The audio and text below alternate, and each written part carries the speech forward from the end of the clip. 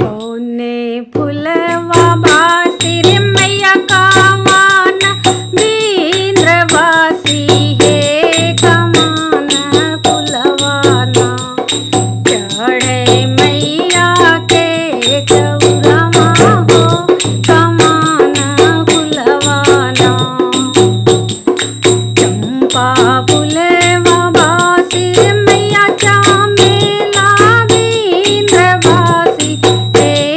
अड़ाउल फुलवाना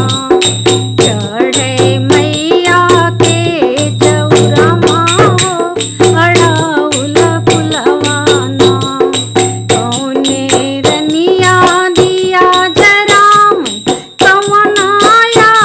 गर्भवती हे कमन हो रनिया ना मैया जी के आरती उतारे हो कमन हो रनिया ना मैया जी के आरती उतारे हो कमन हो रनिया ना छोटी रनिया दिया जलाम मझलिया गर्भवती हो बड़ी हो रनिया ना मैया जी के आरती उतारे हो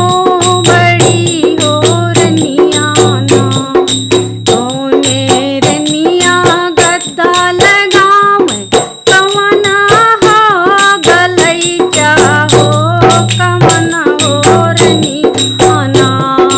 मैया जी के पाँवा दबामे हो कमन हो रनिया ना मैया जी के पाँव